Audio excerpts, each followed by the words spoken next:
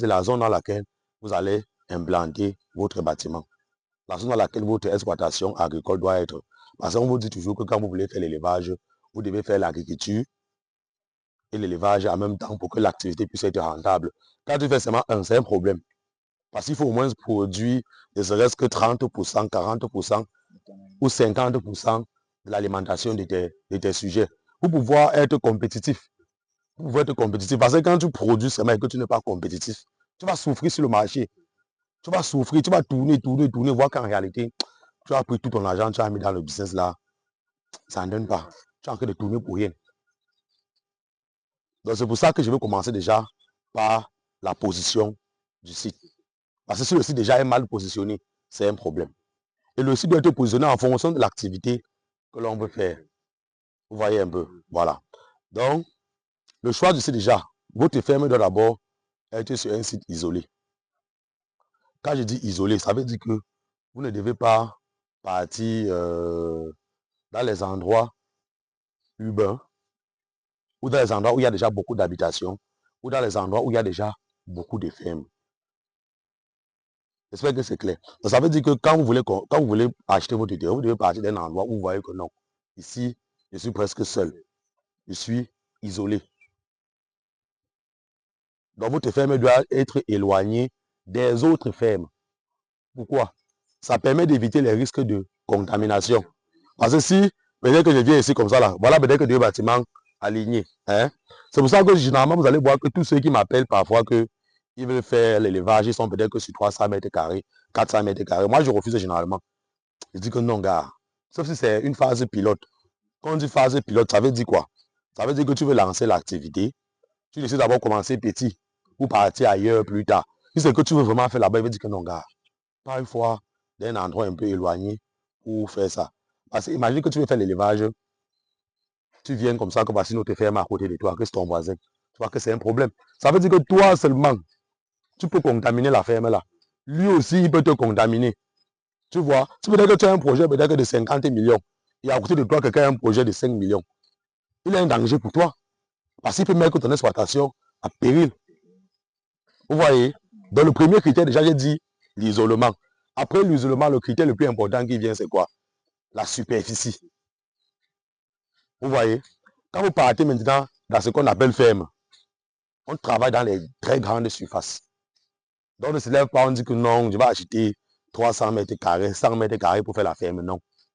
Ça, ce n'est pas l'élevage, c'est encore le jonglage. Hein? Voilà. Sauf si c'est une phase de pilote, comme j'ai expliqué. Donc, ça veut dire qu'après ça, maintenant, il y a maintenant la superficie. La superficie est très importante. Parce que ça permet aussi de limiter les risques de contamination. Vous voyez? Moi, je suis parfois arrivé dans les fermes où je visite le site. Il y a plus, mais hier, j'ai visité un site au niveau de Missolène. Non? Le propriétaire, lui, il a acheté 1000 mètres carrés. Il était le seul là-bas.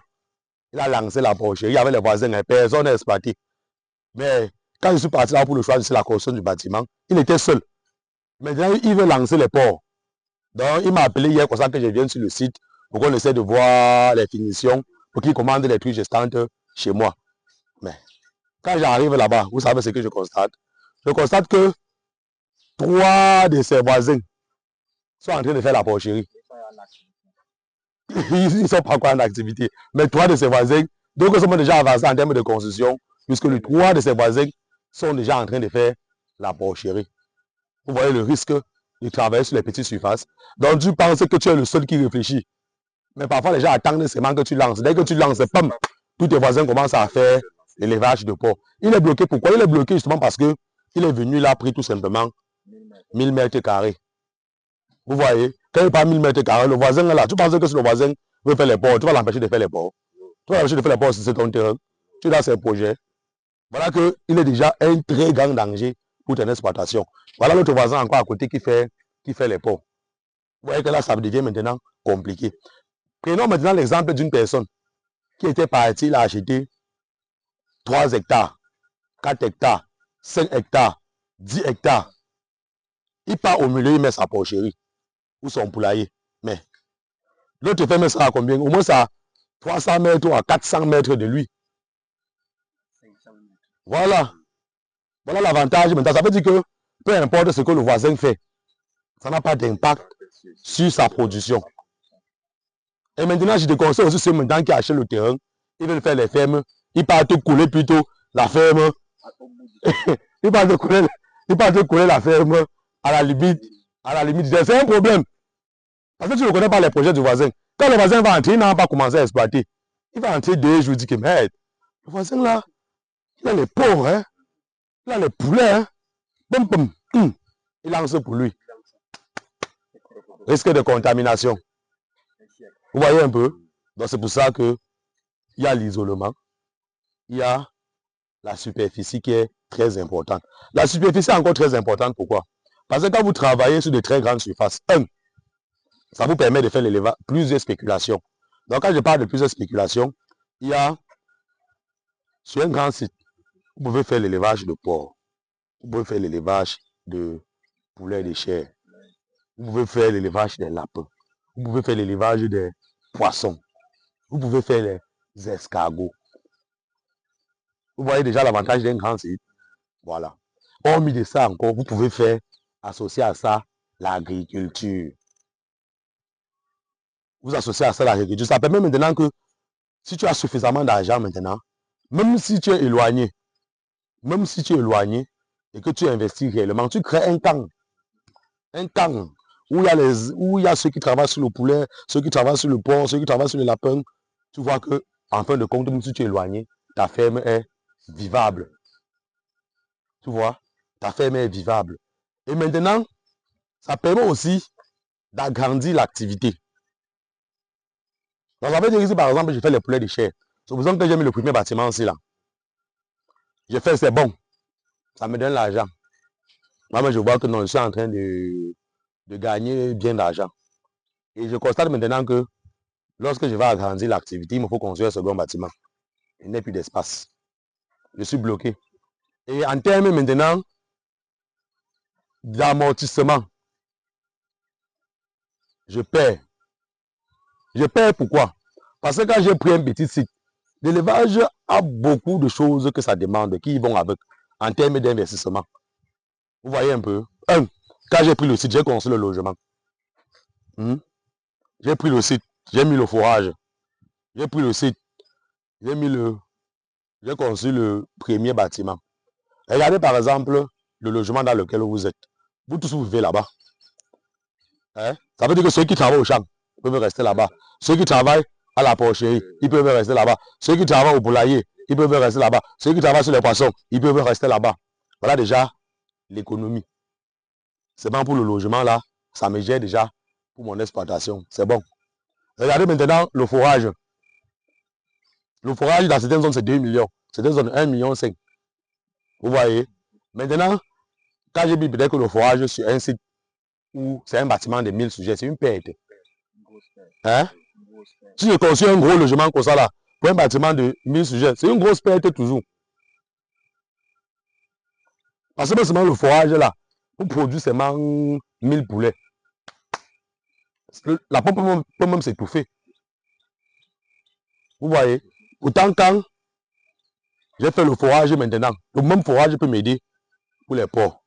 Ça m'aide pour les poulets. Ça m'aide pour les lapins. Ça m'aide même pour l'agriculture, même pour les poissons. Vous voyez qu'en fin de compte, je suis en train de rentabiliser l'activité que je suis en train de faire. Les conseils que je vous donne, c'est les conseils que quand vous allez travailler avec certains promoteurs ou certaines personnes qui veulent investir, non? Ou même si vous voulez investir à votre compte, c'est ce que vous devez prendre en compte. Vous devez les expliquer ces paramètres-là. Parce que parfois, c'est ça qui fait perdre parfois d'argent à plusieurs personnes. Ou parfois, ils se lancent.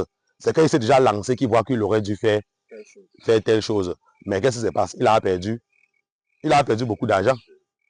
Il a perdu beaucoup d'argent. C'est pour ça qu'il dit, je n'ai pas à personne que lorsque vous voulez investir, approchez-vous de ceux que vous avez vus qui font ce que vous voulez faire. Ceux qui ont déjà duré dans l'activité. Parce que ceux qui ont duré dans l'activité, ils ont certaines notions, certaines connaissances. Et ils vous permettent d'éviter surtout les erreurs des débutants. Ils vous permettent en quelque sorte de sécuriser votre investissement. Parce que quand tu travailles peut-être avec quelqu'un qui a fait le prix de chair, ça fait presque 10 ans. Il a suivi, tu vois que, avec lui, il va te dire que non, fais comme ça, ça ne fait pas. C'est A. que non, ce n'est pas A là-bas, c'est B. Il dit que non, là-bas, c'est plutôt AB. Parce que il a déjà les connaissances. Donc, ne se lance pas à la hâte. Même si c'est un agent que tu as volé. Même si c'est l'argent volé. L'argent volé, si tu veux investir, il faut investir normalement. Hein? Même si tu as volé. Parce que voler, normalement, c'est que pour gaspiller, c'est pour manger. Voilà. Donc, j'ai expliqué les deux critères très importants. Il y a un autre choix encore qui est très important. Le site que vous devez prendre doit être accessible. On se comprend? Elle doit être accessible en saison sèche, comme en saison pluvieuse. Il ne faudrait pas que ça soit une ferme que lorsqu'il pleut, tu appelles. Allô, j'ai les poulets là, je veux sortir. On dit c'est où? Tu dis que non, c'est ici à tel truc. Il dit que oh mon frère, on ne peut pas arriver là-bas. La voiture n'arrive même pas là-bas quand il pleut. Qu'est-ce qui se passe? Les poulets vont rester abandonnés à la ferme. Et ça consomme. Ça ne consomme pas, tu perds, non? Tu as que de perdre l'argent. Est-ce que ça blague? Quand tu as les poulets qui sont là à maturité et que tu ne sors pas, tu as que de perdre l'argent. Hein? Lui, il mange 2 fois plus. Ça veut dire que, en réalité, l'élevage de poulet de chair, si tu te lances dans ça et que tu n'as pas pris la peine de bien travailler ton marché, tu vas perdre l'argent jusqu'à. Et c'est ce que plusieurs éleveurs font. Donc, plusieurs éleveurs lancent comme ça là, ils tournent que l'argent. Donc, on a lancé le tout ici là, 2000. On tourne l'argent seulement, ça revient. On lance 2000, on perd un peu. Après, on lance un peu, on gagne aussi un peu. Voilà comment en fin de compte, si tu sommes vraiment, si tu pars vraiment sur ta comptabilité, si tu as vraiment un comptable qui note tout. Tu blagues, tu vas voir que tu as lancé même 1000 poulets 6 fois. En un an, tu n'as pas gagné 500 000. Tu blagues, tu vas voir que tu n'as pas gagné 500 000. Et c'est ce que plusieurs éleveurs généralement font. Parce que rares sont les fermes où on reste comme ça, il y a vraiment la comptabilité. Où on note vraiment les sacs d'aliments qui sont réellement entrés. Où on note vraiment les poulets sortis. Où on note vraiment ce qu'on a réellement investi. On voit ce qu'on a réellement gagné. Donc c'est pour ça que pour gagner, il faut appliquer. Tout commence déjà à la base. Le choix du site. Avant de voir même la production, les souches, tout ça. Mais je vais dire le site que vous devez prendre encore. Il y a un aspect très important que j'évoque généralement. J'ai expliqué déjà l'accessibilité. Saison sèche comme saison pluvieuse. Il faut que même les petites voitures puissent garer à la ferme. Il faut qu'un camion, c'est un camion qui va en train de poser l'aliment, que ça puisse arriver. Il faut que si c'est un tricycle qui doit arriver, il faut que le tricycle puisse arriver à la ferme. Il faudrait que si c'est les motos qui chargent, que la moto puisse arriver à la ferme. Vous voyez que c'est les motos qui chargent, non? Maintenant, imagine une ferme où tu as que les motos ne peuvent pas arriver là-bas. Tu vas perdre les clients qui chargent avec les motos. Imagine maintenant une ferme que tu as, qu'un camion, une dizaine ne peut pas entrer pour charger. Tu vas perdre les gros clients. Et c'est un problème. Et c'est un problème. Voilà. On met de ça maintenant. Il y a un aspect qui est important aussi. Ça s'appelle le réseau. Vous voyez. Les fermes que vous allez prendre, s'il y a le réseau, c'est bien. Hein? S'il y a le réseau, c'est bien. C'est toi qui m'appelles à 4 heures, non? Voilà. Imagine qu'un client vient à 4 heures. Tu ne peux pas m'appeler. Qu'est-ce qui va se passer? Qu'est-ce qui va se passer? Dis-moi. L'autre client m'a appelé le jour à combien? 2 heures, minuit. C'est toi qui m'appelle. Et le patron aussi doit être prêt à décocher aussi à toute heure. Hein? Parce que si le patron essaie de décocher pas à toute heure, c'est aussi un problème. Mais là, je parle plus de la position dans de la ferme. Imagine tant que tu m'appelles, ça ne passe pas. Tu sais que pour m'appeler, il faut partir au Carrefour où il y a le réseau. Pour arriver au Carrefour, c'est peut-être 4 km. Hein? Il faut marcher d'abord en mousse. Le client vient à 4 heures pour charger. Qu'est-ce qui va se passer? Il va partir. Hein? Ils ont chargé les poulets que la nuit ou le matin. Ils vont dans la confirmation du boss. Est-ce que vous avez pris l'argent? Est-ce que tel client vous a vu? Qu'est-ce qui va se passer? Il va partir. Et il part comme ça. C'est un problème pour la ferme. Parce que les poulets qui devaient sortir, les poulets ne sont pas sortis. Le matin, il faut encore nourrir. Après, tu peux l'appeler, tu dis que je suis parti ailleurs charger. Te voilà qui a perdu presque 100 000 ou 200 000 comme ça. Te voilà qui est en train de perdre l'argent. Parce que quoi, la ferme que tu as pris, il n'y avait pas le réseau là-bas, les voies de communication. C'est un problème. Hein? Vous pensez qu'ils sont entrés le matin, c'est à quelle heure? 6 heures. Si peut-être qu'il y avait les morts, il va m'appeler que non. J'ai eu 3 morts, 4 morts ou 5 morts la nuit là. Ça veut dire que tel bâtiment a un problème. Si tu es en entrant, prends l'anticox. Tu entres directement avec pourquoi on administre le médicament. Supposons que C'est comme moi, je voyage même d'abord beaucoup là. Je ne suis même pas là. J'ai voyagé. Je suis quelque part là-bas à Yaoundé en train de suivre mes projets. Et il est là, il veut m'appeler. Ça n'en passe pas. Ou c'est une ferme que pour appeler, on attend que peut-être que le jour du marché pour transmettre les nouvelles. Il y a les fermes comme ça, non? Que c'est tellement éloigné que pour voir les gens là-bas, on attend que le jour du marché, que quelques personnes vont venir avant de sortir, dire que si tu arrives là-bas, tu vois le boss. Tu dis au boss, c'est comme ça, tous les poulets là sont morts. Hein. Parce qu'il va t'appeler comment? Il va t'appeler comment? Tu vois que c'est un problème, non? C'est un gros problème. Parce que les poulets vont commencer à mourir. Oh. Un poulet ne meurt pas. Il veut t'appeler. Il n'y a pas moyen pour t'appeler. Le lendemain encore, ça s'aggrave, ça meurt, ça meurt, ça meurt, ça meurt. Alors que si on pouvait anticiper, il va appeler en ville, envoyer les médicaments. Voilà que le jour que le boss finit aussi ses marches, il arrive à la ferme. Il dit qu'il est où? Il dit que bon, c'est tout mort. Hein? Il va faire quoi? Tu vas taper l'employé, tu vas lui faire quoi? Hein? Et c'est pour ça que parfois, quand un employé aussi responsable, parfois, quand il y a même trop les voix dans une ferme, que l'employé lui-même se sent gêné, parfois il part même. Hein? Il part, il dit que vraiment, que j'ai voulu travailler avec le patron là, mais les conditions, le choix du site, c'est un problème. Tu vois, l'employé, il se lève, il part. Tu pars, tu cherches un autre employé, tu mets, il part. Tu prends, tu mets un autre employé, il part. Pour finir, tu fermes la ferme là. Tu abandonnes la ferme. Tu vas faire comment? Hein? Ou toi, tu viens travailler, non? Tu sais, tu viens travailler, non? Tu abandonnes. Parce qu'il n'y a pas les conditions aussi normales pour que l'employé puisse rester aussi là-bas. Et pour qu'il puisse travailler normalement. Si c'est peut-être que tu devais faire, tu peux appeler ta femme. Peut-être que tu es là. Tu peux appeler ta femme pour dire que c'est comment. Les enfants vont comment. Il y a certaines personnes que si ne peut pas causer sa femme ou sa famille, peut-être qu'à l'extérieur, il va laisser le travail là. Il y a les gens qui vont laisser. Je te dis non. Moi, je pars dans les fermes chaque jour. Hein? Eh ben, c'est vrai, non? Que tu peux appeler ton frère c'est comment? Tu es seul seulement comme ça, là, comme ça. Ils vont abandonner la ferme. Tes employés vont abandonner la ferme. Ils vont partir. Mauvais choix du site. C'est un problème. Tu vois? Maintenant, si dans ta ferme aussi, maintenant, il y a un aspect aussi qui est important, mais on peut corriger ça, c'est l'électricité. Vous voyez? L'électricité, pourquoi? Ouais, par exemple, ici, là, on utilise le groupe. Le groupe coûte excessivement cher. Excessivement cher. Quand il n'y a pas d'électricité et que tu utilises le groupe, en termes de carburant, tu dépenses énormément. Donc, ça veut dire que si tu as une ferme où il y a l'électricité, c'est bon. Ta ferme est éclairée. Ta pompe lance normalement. Ça fait partie des économies. Parce qu'il y a les fermes où parfois, surtout quand tu dépenses le carburant, peut-être que de 100 000, 50 000, 30 000 chaque mois. C'est beaucoup. Les 100 000 que tu dois pouvoir servir à payer même l'employé. Tu vois que celui qui a ça, c'est important. Maintenant, si c'est peut-être que tu as l'électricité, ou tu peux avoir peut-être comme le triphasé, tu peux mettre ton broyeur mélangé même à la ferme. Ça te permet de tourner ton aliment. C'est toujours un avantage pour toi. Ça veut dire que c'est ces paramètres-là, généralement, qu'on étudie aussi. Mais ce qui est bien de nos jours, c'est qu'il y a quand même les plaques solaires.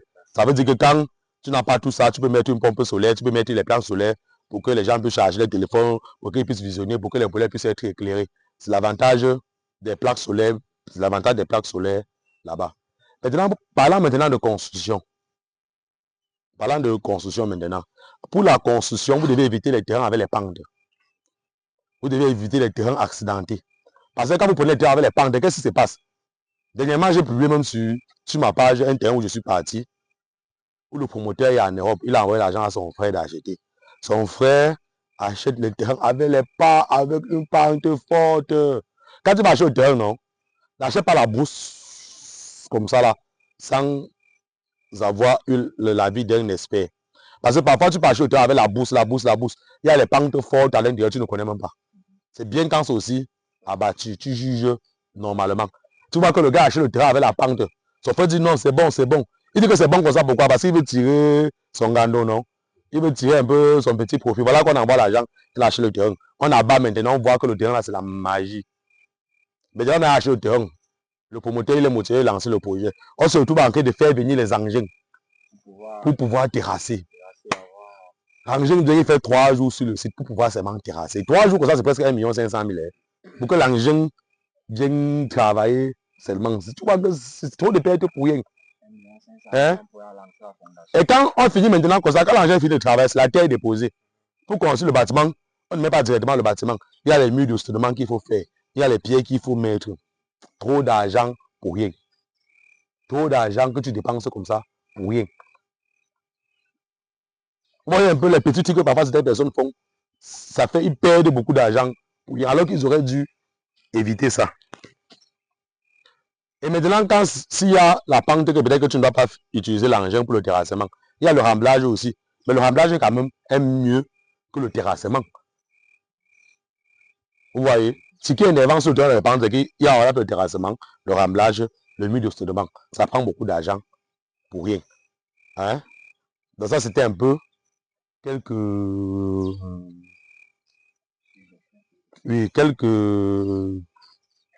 aspects importants sur le choix du site. Pour que lorsque vous voulez vous lancer vraiment, il faut savoir que le choix du site déjà détermine aussi une très grande partie de la réussite de votre activité. Donc, on ne doit pas négliger ça. Parce que vous venez de voir, donc moi, que si vous négligez seulement ça, vous pouvez abandonner l'activité sans savoir que l'échec était depuis... Avant de mettre un poulet dans le bâtiment, tu avais déjà perdu. Hein? Donc, ton échec était déjà en route. Voilà. C'est toi qui as seulement dit que si le patron, tu peux appeler une personne, tu peux abandonner la ferme. C'est déjà un échec, non? Hein? Si tu veux faire aucun employé ne peut vivre là-bas, c'est un problème. Hein? C'est un problème. Maintenant, quand j'ai parlé de la position du site, vous devez savoir que il demandait que les fermes doivent être dans les zones reculées. Vous voyez? Mais c'est aussi un piège. Il ne faudrait pas que ça soit encore trop reculé. Vous voyez, on ne peut pas que ça soit encore trop reculé parce que si c'est trop reculé au niveau de la commercialisation, vous allez avoir les difficultés. Mais maintenant, si tu es quelqu'un qui a tes moyens, peu importe ta position, tu ne peux pas t'inquiéter parce que tu as tes moyens. Les voitures entrent, ça ressort. Et en étant urgent, tu as une très grande production. Mais si tu es un petit éleveur, ne pars pas très loin, tu vas souffrir. Si tu es un grand éleveur, tu as tes moyens. Là, même si c'est au fond de la bourse, va là-bas, tu te cadres, tu t'investis. C'est pour ça que c'est généralement à ces personnes que si tu as les moyens et que tu vas acheter le terrain pour l'élevage, pas dans une zone reculée, tu prends suffisamment d'espace et tu lances ton activité. Tu vas gagner mieux que celui qui est venu prendre un petit terrain pour s'embrouiller avec. C'est bon, non? Couple ça cause.